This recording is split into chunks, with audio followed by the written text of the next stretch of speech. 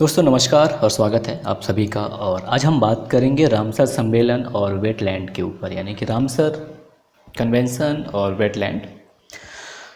तो अब जैसे कि भारत में वेटलैंड की संख्या 37 हो गई है। वर्ष 2019 अक्टूबर तक ये 27 थी, लेकिन अक्टूबर महीने, नवंबर, दिसंबर, जनवरी तक में 10 नए स्थलों को रामसर साइट में शामिल किया गया। और भारत में वर्तमान समय में यानी कि जून 2020 तक रामसर साइट यानी कि वेटलैंड की जो संख्या है वो 37 हो गई है, जिसमें सबसे ज़्यादा अभी यूपी से हो गए हैं। तो अगर हम रामसर सम्मेलन की बात करें तो रामसर एक शहर है ईरान में, और वर्ष 1971 में यहाँ एक सम्मेलन हुआ था। इसके लिए इसे रामसर सम्मेलन या रामसर कन्वेंशन या रामसर अभिसमय की कहा जाता है। और चूंकि ये वेटलैंड के लिए हुआ था, इसलिए मेनली इसे वेटलैंड कहा जाता है, वेटलैंड इन इंडिया ऐसा बात किया जाता है ना। तो 2 फरवरी 1971 ईरान का शहर जिसका नाम रामसर होता है, और वो कैस्पियन सागर के तट पर आर्द्र भूमि के ऊपर सम्मेलन हुआ, इसीलिए इसे रामसर सम्मेलन कहा जाता है। और प्रतिवर्ष 2 फरवरी को वेटलैंड वर्ल्ड वेटलैंड डे के रूप में मनाया जाता है। और ये जो संधि है, ये जो सम्मेलन है, ये वर्ष 1975 से प्रभाव में आता है। और 2 फरवरी 1971 के दिन ही इसकी शुरुआत कर दी गई थी, लेकिन जैसा कि बताया आपको, इसका प्रभाव 1975 में प्रभाव में आया ये। और पहली बार 2 फरवरी 1997 को रामसर कन्वेंशन के 16 वर्ष पूरे होने पर 2 फरवरी को वर्ल्ड वेटलैंड डे यानी कि विश्व आर्द्र भूमि दिवस मनाया गया, और तब से हर वर्ष इसे 2 फरवरी को मनाया जाता है। और अगर हम वेटलैंड की बात करें कि वेटलैंड किसे कहते हैं, तो वेटलैंड यानी कि आर्द्र भूमि। तो ये नमी या दलदली वाले क्षेत्र होते हैं जिन्हें आर्द्र भूमि या वेटलैंड कहा जाता है। और ये इसमें या तो स्थायी प्रकार के या अस्थायी प्रकार के, पूर्णकालीन या अल्पकालीन सभी प्रकार के वेटलैंड शामिल होते हैं। और ऐसे समुद्री जल जहाँ का ज्वार भाटा जल होता है उसकी गहराई 6 मीटर से अधिक ना हो, वो भी वेटलैंड में शामिल किया जाता है। और ऐसे क्षेत्र जो होते हैं वेटलैंड, ये लगभग वर्ष भर में ये तो आंशिक या फिर पूर्णतः यानी कि कम या फिर अधिक या पूरे रूप से जल से भरे होते हैं। और इनका जो मुख्य कार्य है जल को प्रदूषण से सुरक्षित करना, यानी कि जो वेटलैंड होते हैं ये जल को प्रदूषण से मुक्त करने का कार्य करते हैं।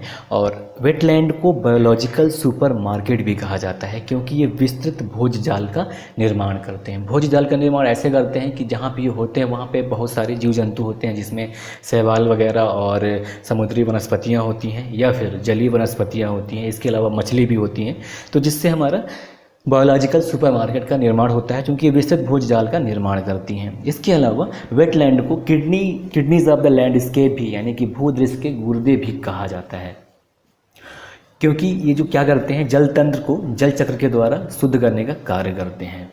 और अगर हम भारत के संदर्भ में बात करें तो वर्ष 2019 तक आपको जैसा कि पहले ही बताया कि भारत में रामसर वेटलैंड की संख्या 27 थी, लेकिन 10 और जोड़े जाने से इनकी संख्या जून 2020 तक 37 हो गई है। और अगर हम विश्व के पहले रामसर साइट की बात करें तो ये 1974 में से चिन्हित किया गया था, जो कि ऑस्ट्रेलिया का कोबोत पेनिनसुला था। साथ ही साथ वर्तमान समय में यूके यानी कि यूनाइटेड किंगडम में रामसर स्थलों की संख्या सबसे ज़्यादा है, और ये संख्या कितनी है, 175। और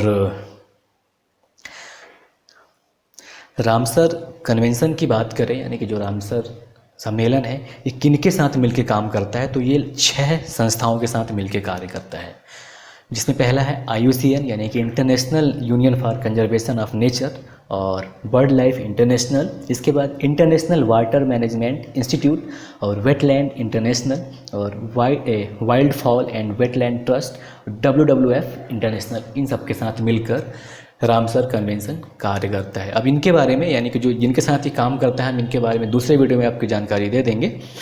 और अगर आप रामसर साइटों की विश्व सूची देखना चाहते हैं, जो लगभग अभी वर्तमान में 2300 है, तो आप रामसर साइट्स इंफॉर्मेशन सर्विस पर ये जाके पूरा देख सकते हैं। और भारत की बात करें तो भारत 1 फरवरी 1982 से रामसर सम्मेलन में प्रभाव में आया। और जून 2020 तक विश्व में रामसर स्थलों की संख्या लगभग 2300 है। और जैसा कि कहा आपको, रामसर वेटलैंड की संख्या भारत में जून 2020 तक 37 हो गए हैं। और एक और इसमें चीज़ आता है मॉन्ट्रो रिकॉर्ड, या जिसे मॉन्ट्रियल रिकॉर्ड कहा जाता है। तो ये बता दें कि ये रामसर कन्वेंशन के तहत अंतर्राष्ट्रीय महत्व की आर्द्रभूमि के विवरण रखने का एक रजिस्टर होता है मॉन्ट्रो रिकॉर्ड, जो कि वेटलैंड के पारिस्थितिकी में बदलाव हुए हैं या फिर हो रहे हैं, या वहाँ जो तक आसपास में जो तकनीकी विकास हुए हैं, साथ ही साथ जो प्रदूषण हुआ है, या फिर किसी भी अन्य मानवीय हस्तक्षेप की जानकारी रखने का कार्य मॉन्ट्रो रिकॉर्ड में किया जाता है। और अगर भारत के संदर्भ में हम बात करें तो भारत के 2 वेटलैंड मॉन्ट्रो रिकॉर्ड की सूची में शामिल हैं। इसमें पहला है केवलादेव राष्ट्रीय उद्यान, जो कि राजस्थान में स्थित है, और दूसरा है लोकटक झील, जो कि मणिपुर में अवस्थित है। और अब हम बात करते हैं आर्द्रभूमि की संख्या भारत में जो है उनकी बात करेंगे। तो जैसा कि कहा 27 वेटलैंड हैं इंडिया में। तो सबसे पहले हम शुरुआत करते हैं केरल राज्य से। तो केरल राज्य में जो पहला वेटलैंड है वो है अष्टामुदी वेटलैंड, जो कि 19 अगस्त 2002 को इसे वेटलैंड में शामिल किया गया था, और इसका कुल क्षेत्रफल 1860 वर्ग किलोमीटर है। इसके बाद दूसरा वेटलैंड जो कि केरल में ही है वो है संस्थाम कोट्टा झील। इसे भी 19 अगस्त 2002 को शामिल किया गया था, और ये 11.3 वर्ग किलोमीटर में फैला है। इसके बाद जो नेक्स्ट तीसरा है वेम्बनाथ कोल झील, ये भी केरल में ही है, और इसे भी 19 अगस्त 2002 को ही शामिल किया गया था, और इसका क्षेत्रफल 4583 वर्ग किलोमीटर है। फिर नेक्स्ट है भितरकनिका मैंग्रोव, जो कि ओडिशा में स्थित है, और ये 19 अगस्त 2002 को इसे शामिल किया गया वेटलैंड में, और ये 525 वर्ग किलोमीटर क्षेत्र में ये फैला हुआ है। नेक्स्ट है चिल्का झील, जो कि ओडिशा में है, और इसे 1 अक्टूबर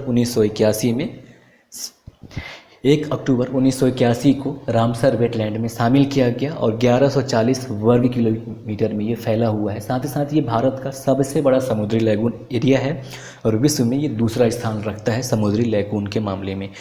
तो जैसा कि मैंने आपसे कहा था कि भारत 1 फरवरी 1982 से रामसर सम्मेलन में पूर्णतः शामिल होता है, लेकिन तब तक इनको शामिल कर लिया जाता है चिल्का झील को। एक और है जो कि 1981 में जिसे शामिल किया जाता है, तो आगे पढ़ेंगे हम। चिल्का झील के बाद भोज वेटलैंड, जो कि एमपी में है, और ये भोज वेटलैंड मध्य प्रदेश में है, और मध्य प्रदेश की राजधानी भोपाल में स्थित है ये, और इसे 19 अगस्त 2002 को शामिल किया गया था, और ये 31 वर्ग किलोमीटर क्षेत्र में फैला है। इसके बाद जो 7वां है वो है चंद्रताल वेटलैंड, जो कि हिमाचल प्रदेश में है, और इसे 8 नवंबर 2005 को वेटलैंड की सूची में शामिल किया गया, और ये 38.56 वर्ग किलोमीटर में फैला है। इसके बाद पोंग डैम झील, ये भी हिमाचल प्रदेश में है, और इसे 19 अगस्त 2002 को आर्द्रभूमि यानी कि वेटलैंड में शामिल किया गया, और ये 17.26 वर्ग किलोमीटर क्षेत्र में ये फैला हुआ है। इसके बाद रेणुका वेटलैंड, ये भी हिमाचल प्रदेश में है, और इसे 8 नवंबर 2005 में शामिल किया गया वेटलैंड की सूची में, और इसका क्षेत्रफल निर्धारित नहीं किया गया था। और जो ये मैं रिकॉर्ड आपको दे रहा हूँ, ये एनवायरमेंट इंस्टीट्यूट ऑफ इंडिया, जिसका ऑफिस देहरादून में है, ये उसका रिकॉर्ड है। तो इसके बाद दीपोर बिल, जो कि वेटलैंड है और ये आसाम में स्थित है, 19 अगस्त 2002 को इसे शामिल किया गया था वेटलैंड की सूची में, और ये 4.14 वर्ग किलोमीटर में फैला हुआ है। इसके बाद पूर्वी कलकत्ता वेटलैंड, जो कि पश्चिम बंगाल में स्थित है, और इसे 19 अगस्त 2002 को वेटलैंड में शामिल किया गया, और ये 378 वर्ग किलोमीटर क्षेत्र में फैला हुआ है। इसके बाद सुंदरवन वेटलैंड, जिसे कि वर्ष 2019 में शामिल किया गया, पश्चिम बंगाल में है, और ये 4,23,000 हेक्टेयर में ये क्षेत्र में ये फैला हुआ है सुंदरवन वेटलैंड, और इसे बहुत लेट में इसे वेटलैंड में शामिल किया गया, जबकि बांग्लादेश में जहाँ इसका हिस्सा है वहाँ बहुत पहले इन्होंने इसे घोषित कर दिया था, लेकिन भारत में खैर इसे अब वेटलैंड की श्रेणी में रख दिया गया है, और ये अंतर्राष्ट्रीय महत्व का वेटलैंड है भारत के संदर्भ में। इसके बाद हरिके झील, जो कि पंजाब में है, और इसे 23 मार्च 1990 को वेटलैंड की सूची में शामिल किया गया था, और ये 86 वर्ग किलोमीटर क्षेत्र में फैला हुआ है। इसके बाद जो नेक्स्ट है वो है कंजली झील, जो कि पंजाब में ही है, और इसे 22 जनवरी 2002 को वेटलैंड की सूची में शामिल किया गया, और ये 14.84 वर्ग किलोमीटर क्षेत्रफल में फैला हुआ है। इसके बाद जो नेक्स्ट है वो है रोपड़ झील, जो कि पंजाब में है। रोपड़ में आपको भूलना नहीं चाहिए, रोपड़ है ना। तो इसे भी 22 जनवरी 2002 को शामिल किया गया था, और उसका क्षेत्रफल 41.36 वर्ग किलोमीटर है। साथ में इसके बाद अभी जो नया शामिल किया गया है 26 सितंबर 2019 को, ये पंजाब के गुरदासपुर में है, केशवपुर मियाँ समुदाय आरक्षित। तो अगर हम इसकी बात करें, केशवपुर मियाँ समुदाय आरक्षित वेटलैंड की अगर हम बात करें तो ये पंजाब राज्य में है और 26 सितंबर 2019 को इसको वेटलैंड में शामिल किया गया और ये पंजाब में फ़िलहाल में ही शामिल किया गया। इसके बाद जो अगला है वो है नांगल वन्यजीव अभ्यारण्य। तो भाखड़ा नांगल डैम से आपको याद रहेगा नांगल, तो ये पंजाब में है, रूपनगर जिला में स्थित है ये, और इसे भी 26 सितंबर 2019 को वेटलैंड की सूची में शामिल किया गया। फिर नेक्स्ट है व्यास संरक्षण रिजर्व, जो कि पंजाब में ही है, और इसे भी 26 सितंबर 2019 को शामिल किया गया वेटलैंड की सूची में। और ये ब्यास नदी का 185 किलोमीटर लंबा हिस्सा है जिसे कि संरक्षित किया गया है एज ए वेटलैंड। और 19वां है वो है हाकरा वेटलैंड, जो कि जम्मू और कश्मीर में है। जम्मू कश्मीर अब केंद्र शासित प्रदेश बन गया है यहाँ, और इसको 8 नवंबर 2005 को वेटलैंड की सूची में शामिल किया गया था और इसका क्षेत्रफल 13.75 वर्ग किलोमीटर है। और नेक्स्ट है, ये भी जम्मू और कश्मीर केंद्र शासित प्रदेश में है, सुरिनसर मानसेर झील, जिसे कि 8 नवंबर 2005 में वेटलैंड की सूची में शामिल किया गया और ये 3.59 वर्ग किलोमीटर में फैला हुआ है। इसके बाद तो सो मिरिरी झील, जो कि जम्मू और कश्मीर में ही है, 19 अगस्त 2002 को इसे शामिल किया गया वेटलैंड की सूची में और ये 120 वर्ग किलोमीटर क्षेत्रफल में फैला हुआ है। इसके नेक्स्ट है वुलर झील, ये भी जम्मू एंड कश्मीर यूटी में है और इसे 23 मार्च 1990 को शामिल किया गया था और 173 वर्ग किलोमीटर क्षेत्रफल में ये फैला हुआ है। केवलादेव राष्ट्रीय उद्यान की बात करें तो राजस्थान में है और ये 1 अक्टूबर 1981 को इसे वेटलैंड की सूची में शामिल किया गया और इसका क्षेत्रफल 28.73 वर्ग किलोमीटर है। यहाँ पे ध्यान दीजिएगा, केवलादेव राष्ट्रीय उद्यान का क्षेत्रफल इससे ज़्यादा है, लेकिन जो केवलादेव राष्ट्रीय उद्यान में जो वेटलैंड है उसका क्षेत्रफल 28.73 वर्ग किलोमीटर है। इसके बाद सांभर झील, जो कि राजस्थान में ही है, इसे 23 मार्च 1990 को शामिल किया गया था और ये 736 वर्ग किलोमीटर क्षेत्रफल में फैला हुआ है। इसके बाद कोलोरू झील, जो कि आंध्र प्रदेश में है और इसे 19 अगस्त 2002 को वेटलैंड की सूची में शामिल किया गया था और ये 673 वर्ग किलोमीटर क्षेत्रफल में फैला है। इसके बाद लोकटक झील, जो कि मणिपुर का है वेटलैंड और ये 945 वर्ग किलोमीटर क्षेत्रफल में फैला है और इसे 23 मार्च 1990 को वेटलैंड की सूची में शामिल किया गया। और जो लोकटक झील है बहुत सारी चीज़ों के लिए विख्यात है। जो अगला है ये है Point Calimere Wildlife and Bird Sanctuary, जो कि तमिलनाडु में स्थित है और इसे 19 अगस्त 2002 को वेटलैंड की सूची में शामिल किया गया और ये 17.26 वर्ग किलोमीटर क्षेत्रफल में फैला हुआ है। इसके बाद जो नेक्स्ट है वो है रूदसागर झील, जो कि त्रिपुरा में है और ये 8 नवंबर 2005 को इसे वेटलैंड की सूची में शामिल किया जाता है और 2.40 वर्ग किलोमीटर क्षेत्रफल में ये फैला हुआ है। इसके बाद नेक्स्ट है नल सरोवर पक्षी अभ्यारण्य, जो कि गुजरात में है और इसे वर्ष 2012 में 24 सितंबर को वेटलैंड की सूची में शामिल किया गया और ये 123 वर्ग किलोमीटर क्षेत्रफल में फैला हुआ है। इसके बाद ये मैं भूल गया था इसको बताना, इसलिए तो इसका लाइनिंग यहाँ पे गड़बड़ है नंबरिंग। ये नंदूर मधामेश्वर पक्षी अभ्यारण्य, जो कि महाराष्ट्र में है, महाराष्ट्र के नासिक जिले में है और इसे 21 जून 2019 को वेटलैंड की सूची में शामिल किया जाता है और इसे महाराष्ट्र के भरतपुर के नाम से भी जाना जाता है और भरतपुर वैसे नॉर्मली कहाँ है, राजस्थान में है। इसके बाद हम उत्तर प्रदेश की बात करें तो पहला जो है अपर गंगा नदी, जो कि ब्रज घाट से नरेला के बीच विस्तृत है और ये 265.90 वर्ग किलोमीटर क्षेत्रफल में फैला हुआ है।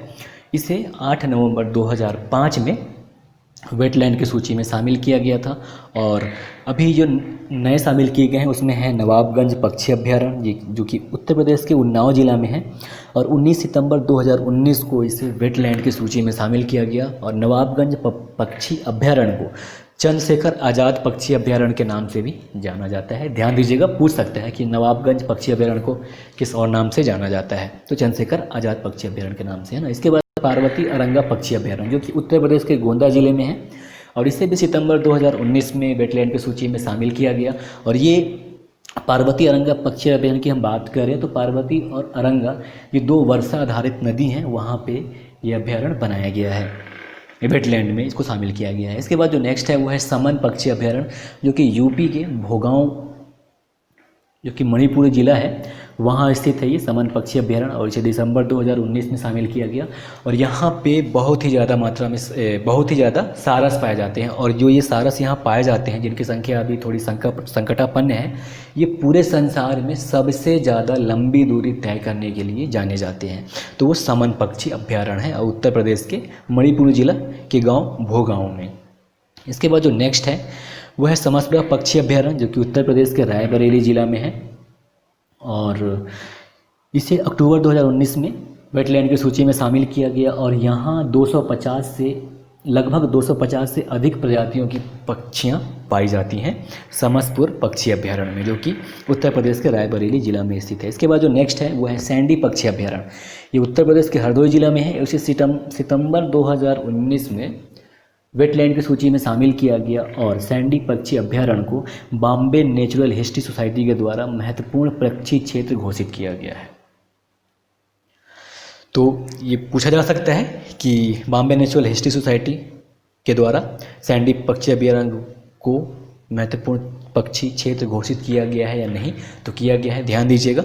और अभी कुछ दिन पहले जो असम के तेलकुआं में आग लगी थी, वहाँ पे भी एक पक्षी अभ्यारण्य है, जो कि पक्षी अभ्यारण्य है मेनली, और वो वेटलैंड प्रकार से है, लेकिन वेटलैंड घोषित उसे नहीं किया गया है। उस क्षेत्र को भी बॉम्बे नेचुरल हिस्ट्री सोसाइटी के द्वारा महत्वपूर्ण पक्षी क्षेत्र घोषित किया गया है। तो जो नेक्स्ट और अंतिम है वो है सरसई नवर झील, जो कि उत्तर प्रदेश के इटावा जिला में है, और इसे सितंबर 2019 में वेटलैंड की सूची में शामिल किया गया है। तो दोस्तों ये था अपना वेटलैंड और रामसर कन्वेंशन के ऊपर छोटा सा वीडियो। उम्मीद करता हूँ आपको अच्छा लगा होगा, और देखने के लिए धन्यवाद, नमस्कार। अच्छा लगा हो तो आप लाइक कर सकते हैं, कमेंट कर सकते हैं, शेयर भी कर सकते हैं। जय हिंद।